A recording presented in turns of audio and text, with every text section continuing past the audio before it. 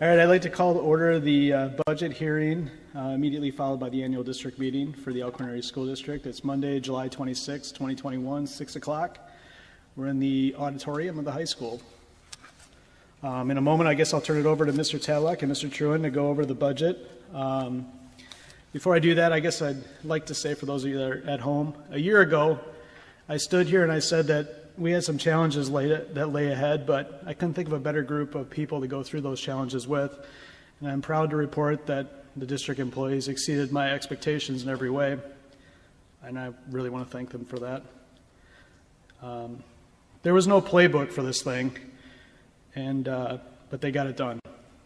And in a year when a lot of the districts kind of wrote it off, our kids did some great things, and Jason's going to go over those.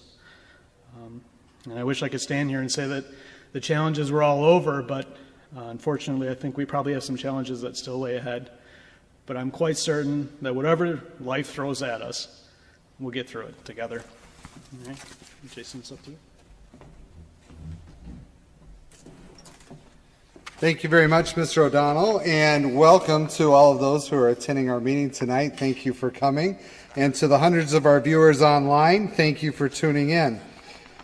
I do want to share our annual report. Those of you online or those here present, you may have picked this up, and we've sent it to every resident mailbox, and that's our EASD annual report.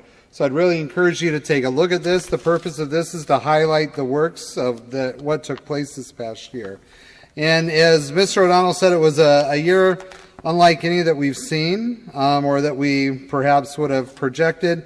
But I want to give a huge thanks and a shout out to all of the Elkhorn Area School District staff and the community members who really helped and assisted us in getting through a year where for the most part we were open, our doors were open, our kids were here on a day-to-day basis, whether it was in a face-to-face mode or a blended type environment, part of the time face-to-face, part of the time online, or online 100% of the time. But we did a great job and great work.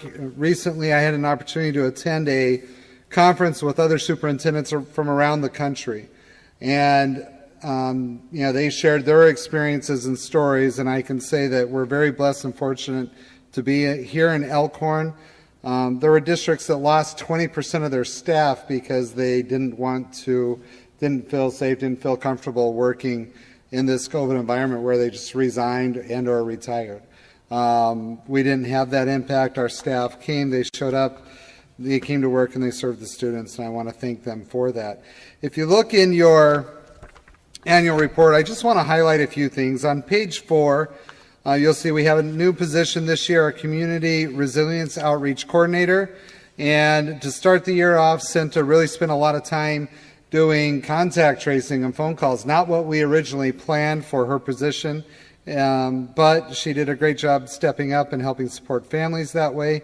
She also organized and put together a number of events for the community to attend, learn more, and develop a greater capacity in our social emotional capacity. Also want to give a big thank you to Jenna Rand and the broadcasting team, which is highlighted on page 4. We went to streaming a handful of events to streaming every single event that we had take place for the most part. That was a monumental task, and they did a great job, and they did it with flying colors, enabling families to view events from home, and the added benefit of extended family to be able to view events from all over the country. I want to give a big thanks as well to Shannon Wolf, who brought a great project forward in cooperation with the FFA in putting together a solar energy project, which will be taking, development or construction this upcoming school year, which will provide solar energy to the greenhouse and the agricultural classroom. And then the excess power generated by this solar project will come over to the high school.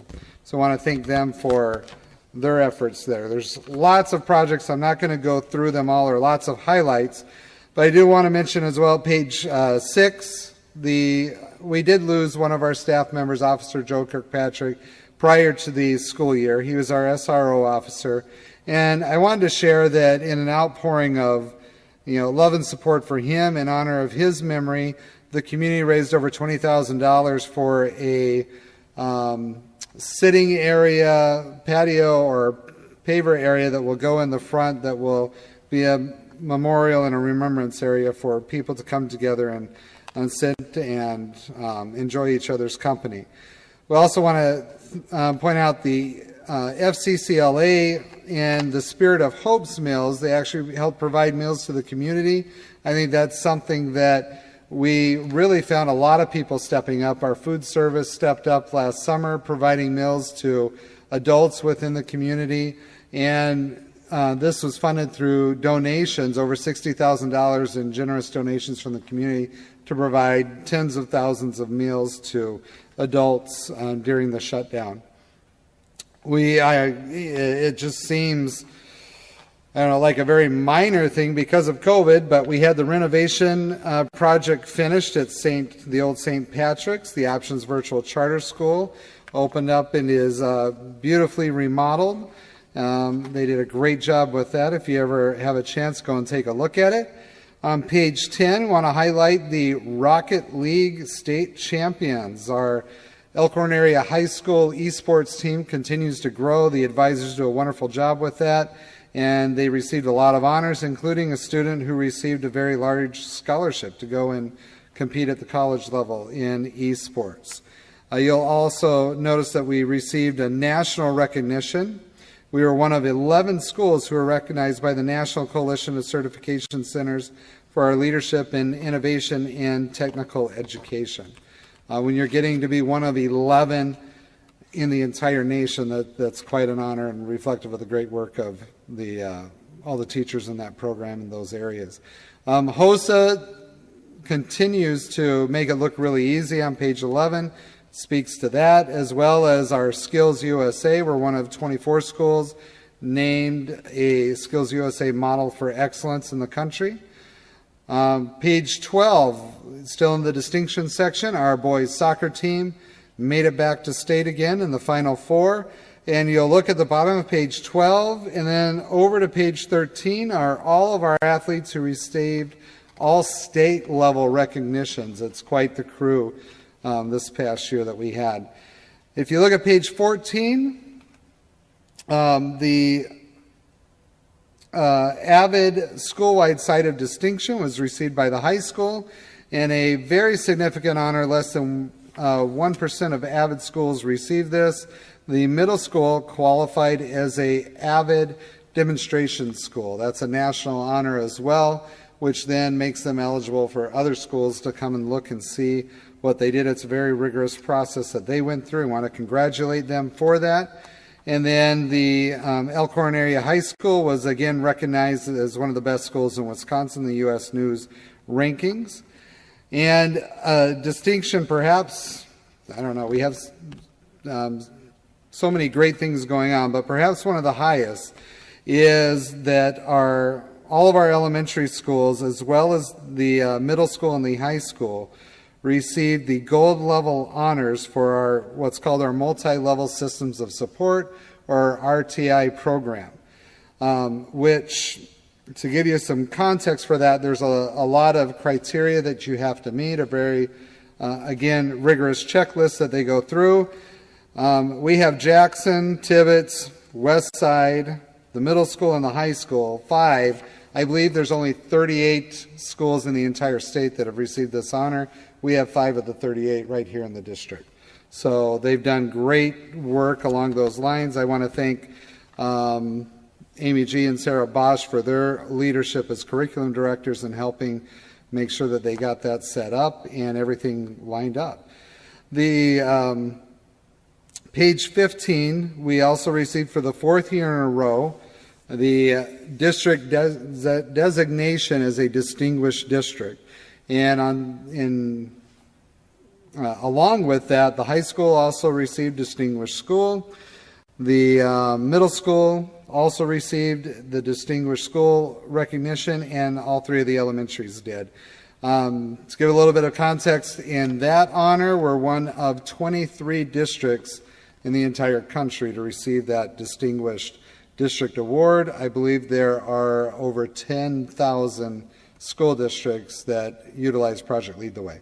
So we're one of 23 out of approximately 10,000. And then finally, I don't want to steal Bill's thunder, but we're able to do that again on page 16. Gives you a very brief snippet. That's our actual cost per pupil and our comparable school districts that we look at. We're able to do this and deliver all these programs to our community at a very, how do you put it, comparatively low cost per pupil compared to our other comparable districts. So wanted to again thank everybody for coming this evening, and again for all their hard work during this past year, and be sure to take some time to review our annual report. Thank you.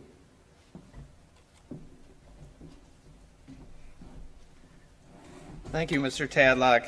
I'm going to go over some information on the school district budget, and there's a couple of areas that I'd like to highlight as we kind of go through this. The first one is just to provide everyone some basic facts about the school district, take a look at how we compare in a number of different benchmarks, and then taking a closer look at our budget for the 2021-22 school year and proposed tax levy.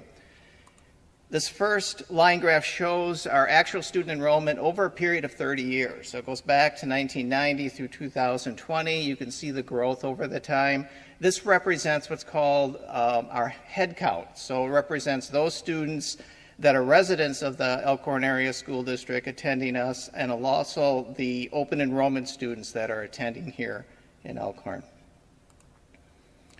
A closer look at the open enrollment, and you can kind of see the growth here. This is the net difference between those students coming through open enrollment and those students who are leaving. Last September, we had about 690 students coming in through open enrollment and about 170 that went out. So the net was over 500 students through the open enrollment program. Taking a look at our revenues for the school district, this pie chart gives you kind of the distribution of where those resources come from. About 36% comes from our annual tax levy. 37% comes through what's called state equalization aid. That's the largest aid dollars that come from the state of Wisconsin. Then about 10% is other state aids. That would include things like transportation aid. There's a per pupil aid, bilingual, bicultural aid, and also our common school fund. 13% of our revenues is open enrollment. It's a large percentage relative to the overall pie, and about 4% is through federal resources. We take a look at the expense side. Salary and benefits are a little over 50% of the expenditures. 12% would be for our health insurance. Another 11% for all other benefits. This would include Social Security, Wisconsin retirement, dental, long-term disability, and life insurance. About 7% of our budget is for supplies and materials. Would include everything from paper to computers for operating the school district. 5% is for the transportation for our students. Another 5% for utilities and maintenance of our district facilities. 3% would be for the open enrollment out. So that's the dollars that flow out for those students that don't continue here in the school district. And then all other purchase services, which would include everything from legal services to contracted tuition services, somewhat special ed services, CESA services would all be in this category. As you can see through here, the largest chunk is our personnel, and that represents over 75% of our district expenditures. Long-term debt. This shows the different debt instruments we have at the school district. There's 4 different debt issues. The 2002 middle school construction, and also the conversion of what was the middle school to Jackson Elementary. We have 1 more year payment on that debt, and that 20-year amortization will be paid off. The 2015 debt, due to that referendum, the 2016, and then the 2020, which was for the purchase of the old St. Pat's School and the conversion to options facility. Our overall debt's about $43 million. State law restricts the amount of debt a school district can issue to not exceed 10% of property value. We're currently at about 1.8%. Equalized property value, that's the market value of all property within the school district. It's determined by the Department of Revenue each October. It's used for a couple of different areas. One, it's used in the distribution of the annual tax levy across our 8 municipalities. I think a chart that kind of shows that distribution is on page 24 in your annual meeting booklet. And then it's also used to calculate the amount of state aid that we would receive. Typically, school districts that have a high property value don't receive as much financial support from the state. This next chart shows the historical and projected tax rate for the school district, and you can see going back to 1993, the rate was much higher than it is today, and you can see how it's fluctuated over time. Part of the change back in the 90s had to do with the introduction of revenue caps and also the additional state aids to fund school districts, which brought the funding level overall to about 2/3 of cost. Comparables, we'll look at K-12 districts and our athletic conference, some area school districts, and then other Wisconsin schools that are similar based on either free and reduced or enrollment calculations. So the first chart here is enrollment comparables. There's 10 districts here. Ashwaubenon, which is close, actually almost attached to Green Bay. Burlington, DeForest, which is just north of Madison. Delavan, East Troy. Fort Atkinson, Milton, Onalaska, which is just north of La Crosse, and Whitewater. And you can see the largest district in here is DeForest, and I think we're number 2 within these school district ratings. Free and reduced lunch eligibility just gives the overall percentage for students within those school districts, and you can see it's as low as 18% for DeForest, and Delavan is the highest, over 65%, and Elkhorn is in the 32% range. Per student expenditures, Mr. Tadlock talked about this earlier. It kind of shows how much we're spending on a per student basis to those other 9 school districts. I think the lowest is Ashwaubenon, and then Elkhorn follows that. Equalized value per student. This is figured to determine the amount of state aids that a school district will receive. Generally speaking, the more valuation on a per student basis, the less state aids that school district will receive. So you can see East Troy's value per student is the highest, and Milton is the lowest. So when you look at the percentage of state support, you can see that kind of reverse comparison where East Troy has an overall percentage. Their state support is about 29%, whereas Milton is 53%. And we're almost in the average of that 42% range. Fund balance. Fund balance represents asset minus liabilities. It's the equity of the school district. This is an important number that is used for calculations relative to issuing debt and lenders looking at the financial strength of a school district. It's also used to meet the cash flow needs of the school district because the expenses don't match the timing of our revenues. So having the fund balance is important for that means.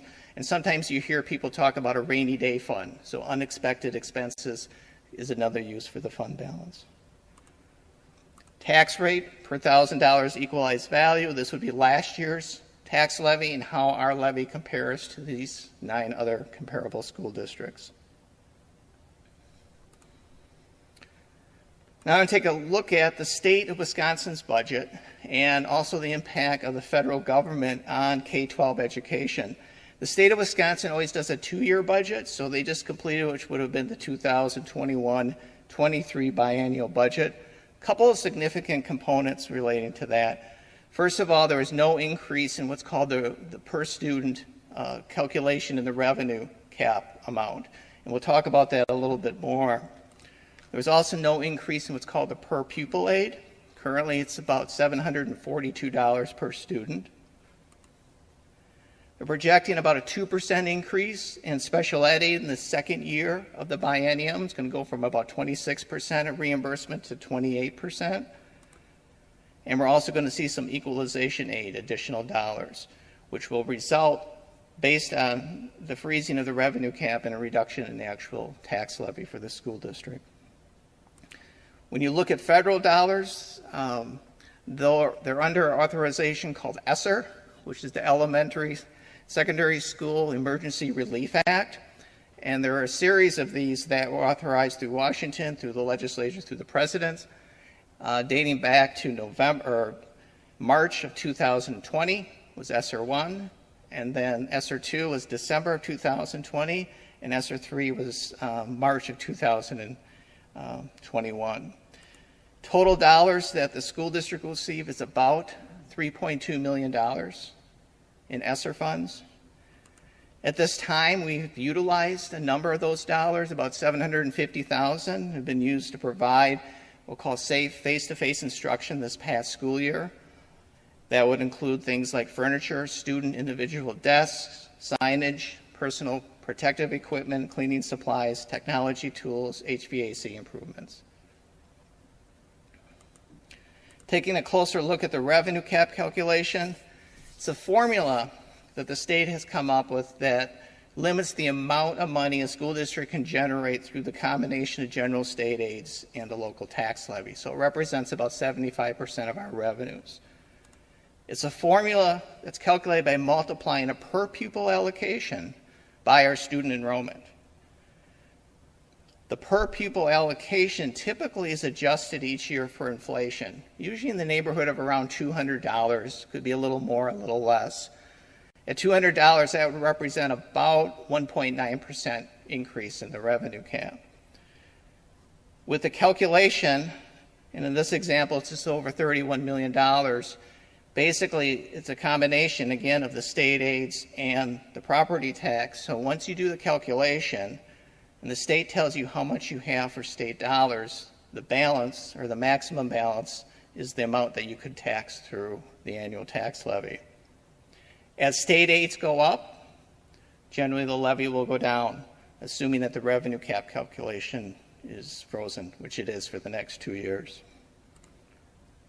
To give you a sense of what that looks like on a per student basis, you can see going back to 2000 through each of the years how that has changed.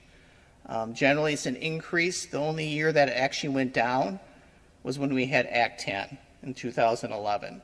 And that year, the actual dollars did go down as part of the calculation. But each year, we did see some kind of increase, either in the revenue cap or the per pupil allocation. The current budget does not represent an increase for next year or the year after that. Some highlights relating to the 2021-22 budget. Resident student membership, we're assuming it'll be about the same as it was last year. We're looking at about 50 additional students to the open enrollment program. As a result of having the freezing in the revenue cap calculation, we're going to be utilizing some of those ESSER dollars. Part of that will be the backfill of not seeing that increase, and we're also going to use it for some staffing needs, and we'll talk about those staffing needs. The other additional revenue is the assumption on the 50 students to the open enrollment program.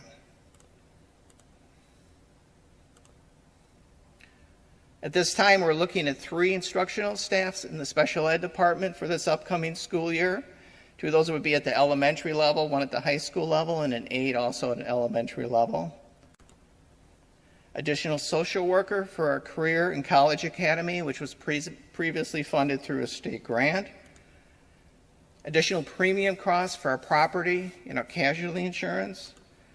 And we're also looking at additional evening custodial services for the school district. Some general fund highlights. Overall salary and wages, looking at an increase of about 2% for this school year. Student transportation services will be increasing about 2.5%. Our health insurance is a result of doing some more strategic planning, working with a different consultant. We are changing carriers, and we're actually looking at a 0 increase in our health insurance costs for this coming school year. Total general fund, special ed fund expenditures, looking at an increase of about 2.45%. And state equalization aid is estimated to increase by a little over 2.6%. Overall, we're looking at a student enrollment, just over 3,600 students, 440 full-time, part-time employees. Proposed tax levy would be just over $21,241,800 $58, or a 2.29% reduction from prior year levy. And then this chart gives you kind of a comparison of the overall levy for the general fund, debt service, community service, how that compares to the equalized value, the overall tax rate, and then the impact on a sample property value of $200,000. And that concludes the budget presentation. Thank you.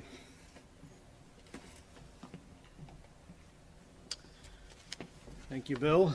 So we'll declare an end to the budget hearing, and we'll open the annual district meeting. To start with that, I need to clear the room. And what I mean by that is I have to find out who is an elector and who is not. So you must reside within the Elkhorn School District for the last 28 days, and you must be over the age of 18, which everybody in here is. So if you don't reside within the Elkhorn School District, I guess just raise your hand so I know who you are. Okay, thank you. So just don't vote when we vote. So the next order of business is we need to nominate a chairperson. So I guess I would open the nomination process. We need to nominate someone. I'd like to nominate Matt O'Donnell as the annual meeting chairperson. Okay, so Mr. Scarrow nominated me as the chairperson. Are there any other nominations? Any other nominations? Any other nominations? Hearing none. I guess I'd ask for a motion to close the nomination process and cast a unanimous ballot for myself as chairperson. I'll make a motion to close the nomination. All right, we have a motion. We have a second. All right, we have a motion and a second. All those in favor say aye. Aye. Aye. Opposed? Motion carried. All right. I accept. Thanks, Matt. Yeah. So I guess the next order of business is the treasurer's report. Mrs. Ingersoll, would you like to say something to that effect? I'd just like to say thank you to Bill for putting together a wonderful package of information again. You are a tremendous asset to our school district, and the work that you do to keep our cost per student extremely low is tremendous, and so thank you very much for you and your team and the work that you do in that. And I love the fact that our costs are, this next year's budget is even lower. We're not seeing that increase. So thank you very much. And I certainly agree with that. We need a motion to approve the treasurer's report as written, if I could get that.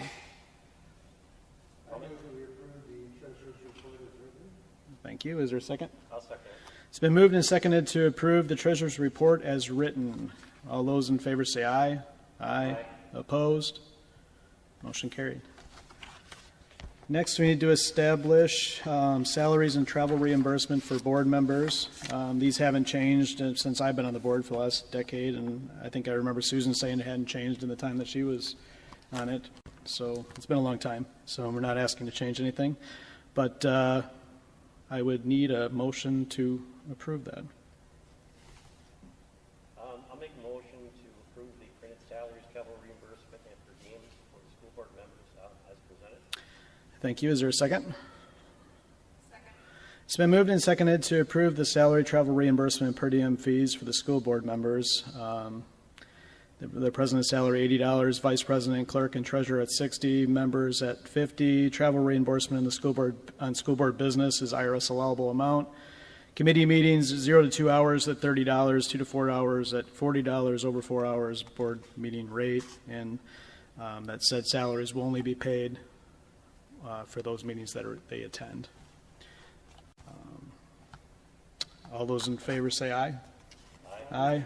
Opposed? Motion carried. All right, levying of the school tax. I guess if whoever makes this motion, please read the entire motion for me. And looking for that motion. I move that there be, you want me to use the microphone? Yeah, I think it works if you turn on. I think so. We need to use the mic so Yep. the Got it. Yep, got it. There you go. Okay. I move that there be levied a school tax assessed against all taxable property within the Elkhorn Area School District in the sum of not more than $14,982,806 for the general fund, $466,470 for the Community Services Fund, and $4,792,582 for the Debt Service Fund, for a combined total of $20,241,858 to operate and maintain the school system and to finance the debt service of said system on the basis of the 2021-22 school district budget presented earlier in this meeting. Is there a second? It has been moved and seconded that there be levied a school tax assessed against all taxable property within the Elkhorn Area School District in the sum of not more than $14,982,806 for the general fund, $466,470 for the Community Service Fund, and $4,792,582 for the Debt Service Fund, for a combined amount of $20,241,858 to operate and maintain the school system and to finance the debt service of said system on the basis of the 2021-2022 district budget presented earlier in this meeting. All those in favor say aye. Aye. Aye. Opposed? Motion carried. Okay, that leaves us with setting the meeting date for next year. So it looks like we're asking to have it set at 6 o'clock on July 25th, 2022. If that's acceptable to someone, if they'd like to make a motion. I move that the annual meeting begin at 6 o'clock p.m. on July 25th, 2022. Is there a second? I'll second. It's been moved and seconded that the annual meeting begin at 6 p.m. on July 25th, 2022. All those in favor say aye. Aye. Opposed? Motion carried. Any other business? Guessing there's not. So looking for a motion to adjourn. So moved. Is there a second? Moved and seconded to adjourn. All those in favor say aye. Aye. Opposed? Motion carried. That's the end of the